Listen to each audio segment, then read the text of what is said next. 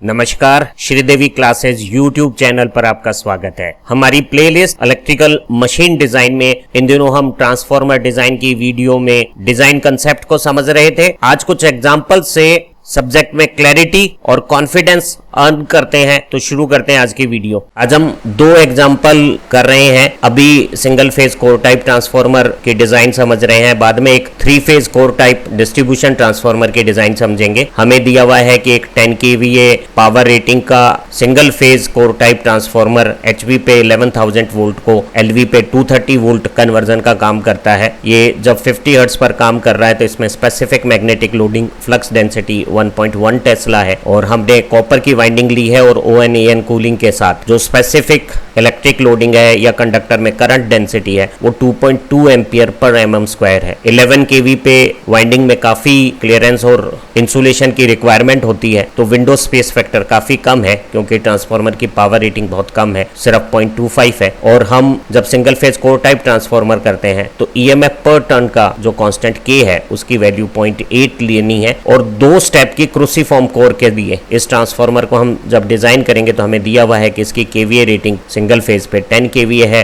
50 hertz की frequency के साथ, current density 2.2 ampere per mm square, magnetic flux density 1.1 Tesla है, HV की वोल्टेज 11 kV है और LV 230 वोल्ट की है, विंडो स्पेस फैक्टर 0.25 है और EMF पर टन का कांस्टेंट पर फेज KVA रेटिंग के साथ EMF पर टन का रिलेशन K√Q रखता है। K की जगह 0.8 रखा single phase core type transformer के लिए। Q हमें 10 kVA का ट्रांसफार्मर डिजाइन करना था और कैलकुलेशन की तो EMF पर टन 2.53 वोल्ट पर टन आ गया है। छोटे ट्रांसफार्मर में EMF पर टन की वैल्यू थोड़ी छोटी होती है। EMF पर टन से हम कोर का net iron cross section area निकाल सकते हैं और हमारी जो EMF इक्वेशन है E = 4.4 F phi amp में और नंबर ऑफ टर्न्स, उससे हमने EMF पर टन फार्मूला निकाला और EMF पर टर्न में अगर हम 4.44 FBM का डिवीजन कर देते हैं तो हमें नेट आयरन एरिया मालूम हो जाएगा। यहाँ BM कोर में मैक्सिमम फ्लक्स डेंसिटी है और BM की वैल्यू हमें 1.1 टेस्ला दी हुई है। फ्रीक्वेंसी 50 हर्ट्ज है इंडियन पावर सिस्टम की। जो ऐसे छोटे ट्रांसफार्मर होते हैं 10 kVA, उनकी कोर में हमें बहुत ज्यादा स्टेप्स करने की जरूरत नहीं है। हम थोड़ी मीन टर्न लेंथ को कम करने के लिए 2 स्टेप क्रूसीफॉर्म कोर यूज कर सकते हैं। अगर ट्रांसफार्मर 5 kVA से भी छोटे साइज का होता तो हम स्क्वायर कोर यूज कर सकते थे और अगर 1 या 2 kVA का ट्रांसफार्मर होता तो हम एक रेक्टेंगल कोर भी यूज कर सकते थे। रेक्टेंगल कोर के ऊपर हम सर्कुलर या रेक्टेंगल कॉइल्स कर सकते थे। आमतौर पे हम जब स्क्वायर या क्रूसीफॉर्म कोर सेक्शन लेते हैं तो सर्कुलर कॉइल्स वाउंड करते हैं। यहाँ जब हम 2 स्टेप या क्रूसीफॉर्म कोर लेंगे तो हम स्पेस को ज्यादा बेटर यूटिलाइज करेंगे। जरा देखते हैं कि नेट आयरन एरिया की कैलकुलेशन क्या आई। हमने EMF पर टन की जगह 2.53 जो K√Q से हमने कैलकुलेट किया वो सब्सटीट्यूट कर दिया, फ्रीक्वेंसी की जगह 50 और BM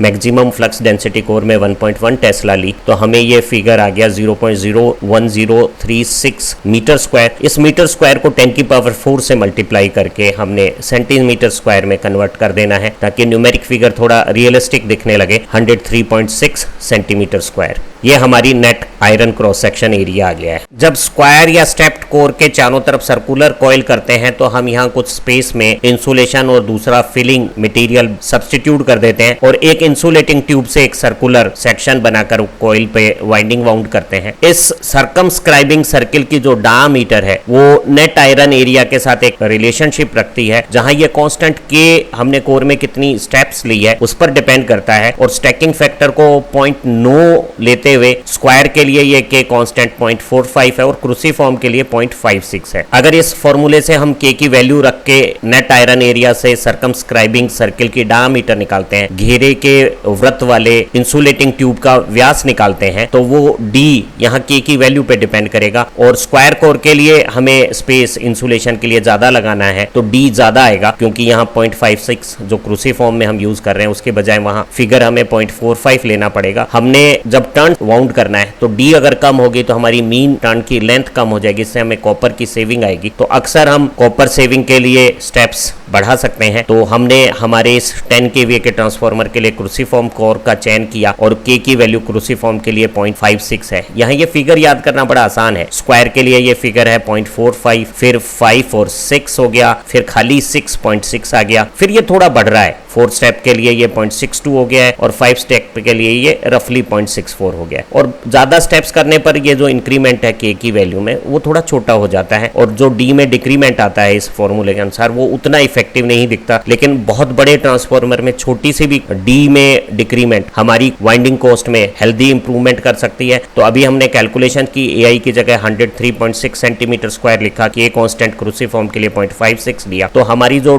सर्कमस्क्राइबिंग सर्किल के डायमीटर है वो 13.6 सेंटीमीटर आ गई है। अर्थात अगर हम एक क्रूसिफॉर्म कोर बना रहे हैं तो ये जो डायमीटर है वो 13.6 है। हमने ऑप्टिमाइज डिजाइनिंग स्टेप्स की और देखा कि अगर हम 2 स्टेप्स लेते हैं तो जो बड़ी स्टेप है और छोटी स्टेप है उसकी डायमेंशंस इस तरह से लेनी है कि ये जो फिलिंग स्पेस है वो मिनिमम आए। तो ऐसी स्थिति में जो बड़ी स्टेप है वो डायमीटर की 85% है, हमने कैलकुलेट की तो वो 11.56 सेंटीमीटर आई। क्योंकि हम मिलीमीटर से छोटी साइज की डायमेंशंस को शेयर नहीं कर सकते, इसलिए हमने इसको नियरेस्ट मिलीमीटर में 11.6 सेंटीमीटर में कन्वर्ट कर दिया है। इसी तरह से जो छोटी डायमेंशंस है वो 53% ऑफ डायमीटर है। एक और अच्छी बात है कि अगर हम यहाँ एक राइट एंगल ट्राइंगल देखें तो ये जो बड़ी डायमेंशन A और छोटी डायमेंशन B है उसका हाइपोटेनस डायमीटर D है। तो 0.85 स्क्वायर और 0.53 स्क्वायर को अगर सम करेंगे तो वो 1 आ जाएगा, अर्थात A square plus B square is equal to D square आ जाएगा। और हमारी B डायमेंशन डायमीटर की 53% 7.2 सेंटीमीटर आ गई। तो हमने 2 स्टेप से यहाँ 13.6 की लेमिनेशन स्टैक की 7.2 सेंटीमीटर विड्थ के लिए और फिर 7.2 डायमेंशंस की लेमिनेशंस को स्टैक किया इतना कि ये पूरी विड्थ यहां से लेके यहां तक 11.6 सेंटीमीटर हो जाए और एक सिमेट्रिकल सा हमारा सेक्शन बन गया है जहां यहाँ फिलिंग्स भर के और हमने एक सर्कुलर ट्यूब लगा के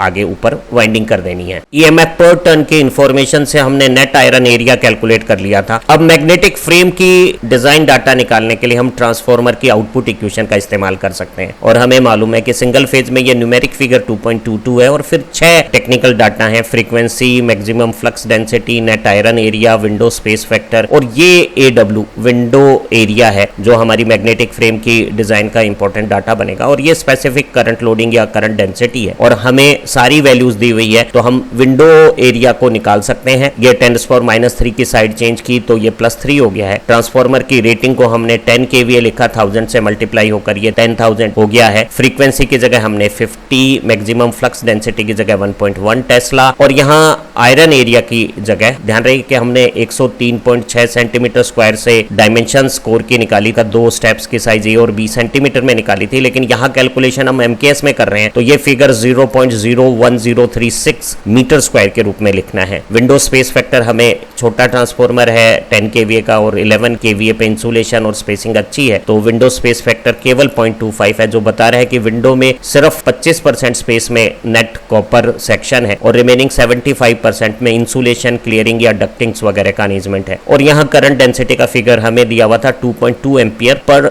mm स्क्वायर। हमने mm स्क्वायर को एक बार फिर MKS में मीटर स्क्वायर में जब कन्वर्ट करना है, 1 मीटर और मिलीमीटर में 1000 का रिलेशन है तो मीटर स्क्वायर कन्वर्जन में यहाँ 10⁻6 प्लस का आ जाएगा। ध्यान रहे मीटर स्क्वायर बड़ा एरिया है तो बड़े एरिया में करंट भी ज्यादा अमाउंट का होगा तो ये फिगर 2.2 इंटू 10⁻6 हो गया। न्यूमेरिकल कैलकुलेशंस करते हुए इस 10⁻6 फिगर का जरूर से हमें ध्यान रखना चाहिए और जब हमने कैलकुलेशन की तो ये 0.01438 मीटर स्क्वायर आ गया है। एक बार फिर इसको मीटर और सेंटीमीटर में कन्वर्जन में 100 का रिलेशन है, 100 का स्क्वायर 10⁻4 हो गया, 10⁻4 से मल्टीप्लाई किया तो ये 143.8 सेंटीमीटर स्क्वायर आएगा जिसे हम अप्रोक्सीमेटली 144 सेंटीमीटर स्क्वायर कर लेते हैं। तो ये हमारी विंडो का एरिया आ गया है। ध्यान रहे कि विंडो की 2 डायमेंशंस है, एक विंडो की विड्थ और एक विंडो की हाइट, जिसमें हमने इंसुलेशन के साथ कंडक्टर को अकोमोडेट करना है। एक ऑप्टिमम डिजाइन के लिए हम हाइट को विड्थ से 2.5 से 4 टाइम्स लेते हैं। अगर इसे हायर साइज पे ले जाते हैं रेशो को और हाइट को ज्यादा लेते हैं विड्थ के कंपैरिजन में तो हमारे जो सक्सेसिव टर्न्स हैं वो ज्यादा नहीं फैलेंगे क्योंकि वो एक हाइट की लेंथ में ज्यादा नंबर्स में आ गए हैं। तो ऐसी स्थिति में mean turn length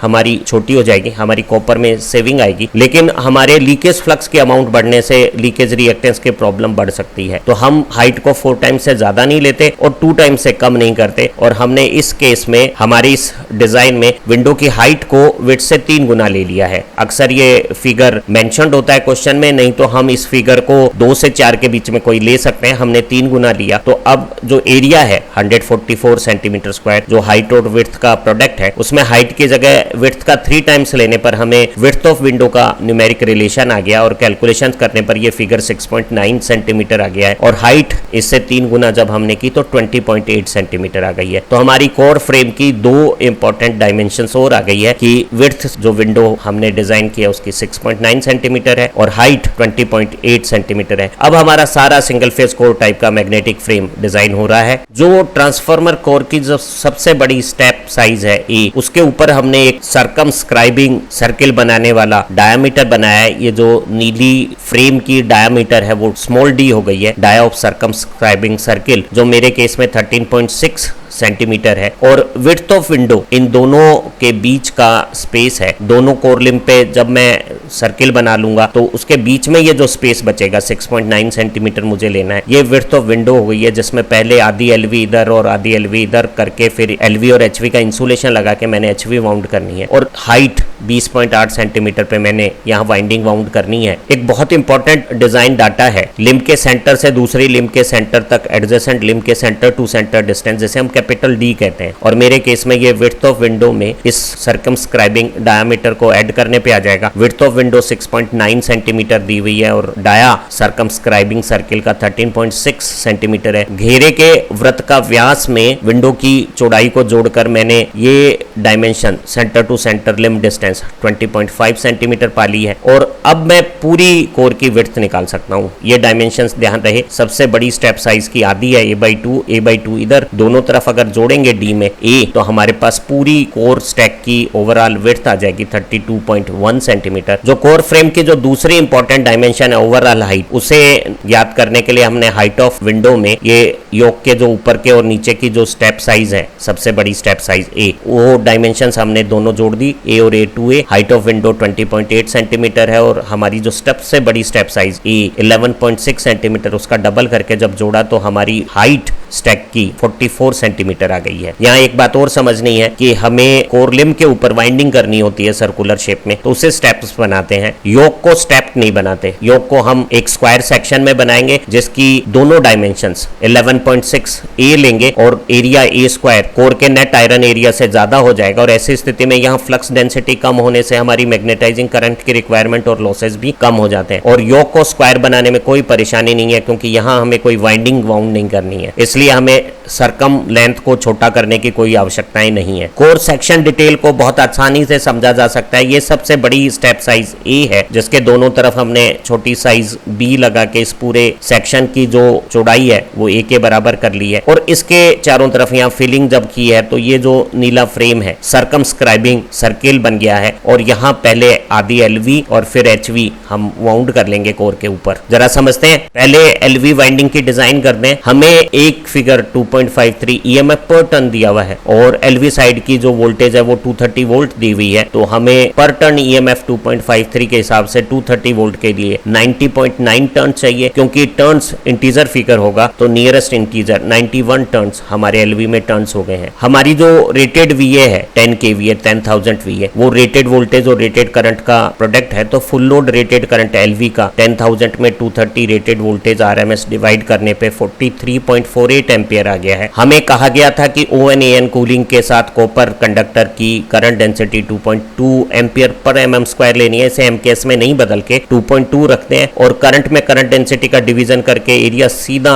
mm square में निकाल लेते हैं। 19.76 mm स्क्वायर काफी बड़ा क्रॉस सेक्शन एरिया है और वाइंडिंग के लेआउट के दौरान स्पेसिंग हमारी बेटर यूटिलाइज हो, इसलिए LV के जो कंडक्टर है वो रेक्टेंगल कंडक्टर यूज करते हैं और स्टैंडर्ड जो रेक्टेंगल कंडक्टर आते हैं उसमें एक डायमेंशन दूसरी डायमेंशन से थोड़ी बड़ी रखते हैं और बड़ी डायमेंशंस को कोर के साथ पैरेलल अरेंज करके स्टैकिंग करना आसान हो जाता है। और यहाँ इंसुलेशन के बाद में हमारी एयर वॉइड्स कम रहती है। कुछ मैन्युफैक्चरर जो अच्छी टेक्नोलॉजी रखते हैं वो यहाँ रेक्टेंगल कंडक्टर की बजाय फॉइल वाइंडिंग का भी इस्तेमाल करते हैं और फॉइल के ऊपर और नीचे दोनों तरफ पेपर इंसुलेशन लगाकर वो कॉपर की फॉइल्स को यहाँ वाउंड कर देते हैं। तो हमने 91 टर्न्स इस क्रॉस सेक्शन एरिया के लेने हैं। बाजार में सारे कंडक्टर साइजेस अवेलेबल नहीं होते, तो जो स्टैंडर्ड साइज हमारे पास अवेलेबल है 19.763 mm स्क्वायर से जस्ट बड़ा, वो कंडक्टर हम 91 टर्न्स के साथ वाइंडिंग में यूज कर लेंगे। अब जरा हाई वोल्टेज वाइंडिंग की डिजाइन समझते हैं। तो हाई वोल्टेज वाइंडिंग और लो वोल्टेज वाइंडिंग के जो टर्न्स हैं वो उनकी वोल्टेज के रेशो में होते हैं। हाई वोल्टेज की वोल्टेज 11,000 है, लो वोल्टेज की 230 है और लो वोल्टेज में हमने 91 टर्न वाइंडिंग में यूज किए हैं। तो हाई वोल्टेज के टर्न्स आ गए हैं 4352.17, क्योंकि हमें नियरेस्ट इंटीजर करना है तो ये 4352 टर्न्स हो गए हैं। टर्न्स के नंबर बहुत ज्यादा हैं, लेकिन करंट ज्यादा नहीं आएगा, क्योंकि जब हम वोल्टेज बढ़ाते हैं सेम पावर के लिए करंट कम हो जाएगा। और आप देख रहे हैं कि अब करंट सिर्फ 0.909 एम्पियर आ गया है एचवी का। वही रेटेड वीए कैपेसिटी में रेटेड वोल्टेज का डिवीजन किया, और क्योंकि वोल्टेज ज्यादा है तो टर्न्स तो ज्यादा लगेंगे, लेकिन टर्न्स में करंट कम होने के कारण सेम करंट डेंसिटी के साथ हमारा जो सेक्शन है वो बहुत छोटा आ गया है 0.4132 mm स्क्वायर। इतने छोटे साइज के कंडक्टर राउंड शेप में ही रोल करके बनते हैं, तो हम राउंड कंडक्टर के तौर पे जैसे यहाँ फिगर में दिखाया हुआ है, हम एचवी के टर्न्स एलवी वाइंडिंग के ऊपर पहले एक इंसुलेटिंग सिलेंडर लगाएंगे और उसके बाद एचवी के टर्न्स वाउंड कर देंगे, और हर एक लेयर के बाद एचवी के इंटरलेयर पेपर इंसुलेशन भी हम नोमेक्स के या डायमंड डोटेड इपॉक्सी लेयर के, ये जैसे देख रहे हैं आप यहाँ डायमंड शेप में इपॉक्सी की यहाँ इंसुलेटिंग लेयर्स हैं जो हमारी डाइलेक्ट्रिक स्ट्रेंथ को बढ़ा देती है पेपर की, और हम वाइंडिंग कर लेंगे। तो हम एचवी के लिए जो कंडक्टर साइज लेंगे वो 0.4132 mm स्क्वायर से जस्ट बड़ा राउंड कंडक्टर ले लेंगे और उसके 4352 टर्न्स वाउंड कर देंगे। हमें लगता है कि आज के इस एग्जांपल से आप single phase core type transformer को डिजाइन करना अच्छी तरह से समझ गए होंगे। अगली वीडियो में हम एक 3 phase core type distribution transformer को डिजाइन करेंगे, तो आपकी कंसेप्ट में और क्लैरिटी आएगी। इस वीडियो को देखने के लिए आपका बहुत बहुत धन्यवाद। कृपया इस वीडियो को लाइक और शेयर करें, क्योंकि ज्ञान बांटने से बढ़ता है।